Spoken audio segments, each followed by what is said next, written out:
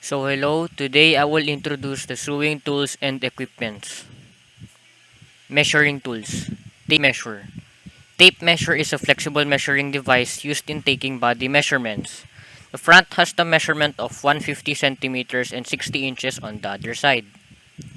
Sewing gauge.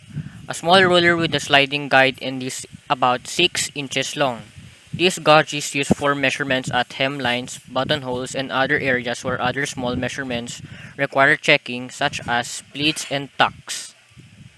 Ruler. A ruler measuring 12 inches or even 18 inches, either clear or solid. It is a useful tool to have for measuring and drawing straight seam lines and cutting lines. It also aids in connecting lines. A clear ruler is also a good tool for marking buttonholes. Yardstick. Yardstick is used for marking hemlines and checking grain lines when laying out a pattern. It is made up of wood or metal. L-square or Taylor square. They are used or it is used to transfer measurements to the draft pattern. It divides the garment into the desired measurement and it has perfect squares and is useful in making straight lines and numbers. It can also function as a tape measure. French curve. This is used to shape the depth of the neck hole and armhole of the pattern. Bent-handled dressmaker's shears. These are made out of quality steel and hold the sharp cutting edge. The blades move easily and cut smoothly along the entire length and the points should come together. Shears have the length of 7 to 12 inches and are satisfactory for most apparel fabrics. The characteristics of shears. All steel and chrome-plated shears are for heavy-duty cutting.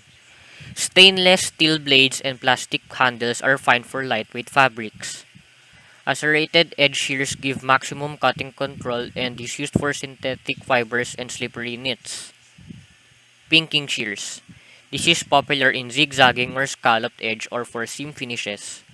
This is used to finish seams and raw edges and to create decorative edges on many types of fabric. It cuts a ravel-resistant edge and this is not satisfactory for straight cutting. Trimming shears. It is 3 to 4 inches long and it is used for trimmings, clipping threads, and snipping slashes. Embroidery scissor.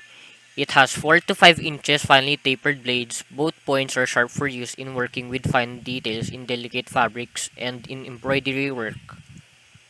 Buttonhole scissor. This is intended for making buttonholes. Thread clippers. A handy little spring-loaded cutting tool that allows for the snipping of threads. Specifically used to snip threads and they are not designed to cut fabric. Seam ripper. Seam rippers are specifically designed for ripping out stitches from seams, either as a result of an error or during alterations. These should be used carefully to prevent damage to the fabric. Marking tools. Marking tools are required for transferring pattern markings to garment fabric pieces and for making alterations on garments.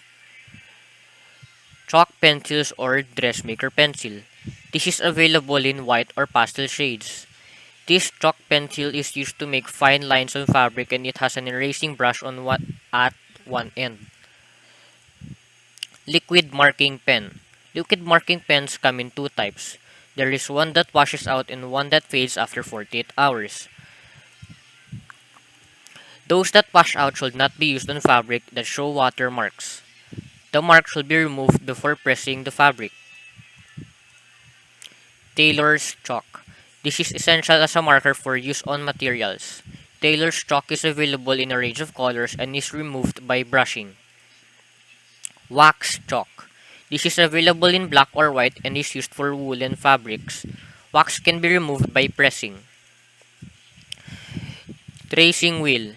There are two types of tracing wheels, those with a serrated edge and those with a smooth edge. The serrated edge wheel produces dots on the fabric and is suitable for most types of fabrics. The smooth edge wheel is best for delicate fabrics and unlike the serrated edge will not pierce more delicate fabrics. The smooth edge wheel creates a solid line. Dressmaker's carbon paper or dressmaker's tracing paper. It is specially waxed carbon paper that transfers the tracing wheels markings to the fabric. A color of tracing paper should be chosen that is close to the color of the fabric. Different brands of tracing paper have different instructions. Therefore, the instructions of the particular brand that is purchased should be followed. Pinning and sewing tools. Pin cushion. Pin cushion holds the straight pins and needles while working to prevent accidents. Hand needle. Used in making temporary stitches and buttonholes. Sizes of 7 to 10 are for general hand sewing. Sewing needle threader. It aids in putting the thread to the needle. It consists of two parts, the handle and the wire. To use the threader at the end of the wire that is away from the holder is folded. Place the folded wire of the needle threader through the eye of the sewing needle. Thimble. A small hard pitted cup worn for protection on the finger that pushes the needle in sewing. Materials. Fabric. The fabric is the cloth used in making garments. The plain cotton fabric's floor sack or kacha is the most appropriate material for beginners because these are very easy to handle. Thread. Used in assembling or constructing the parts of the garment, threads vary in sizes. Heavy fabrics need stronger threads. Threads should have the same color with that of the fabric used.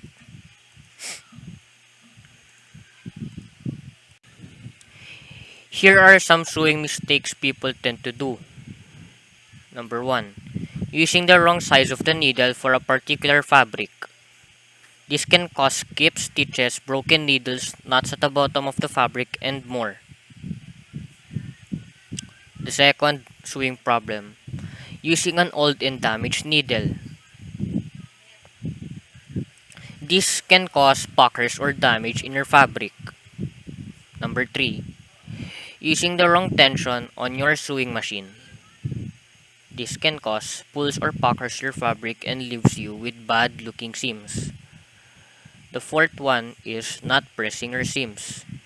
This can get you uneven seams, making sewing harder than it is, and crooked seams. Number 5 is not finishing visible inner seams. This can make your clothes look cheap and threads to fray. There are many more sewing problems but these are the ones that people tend to do. Yun lang po ang aking presentation and or product. Thank you po.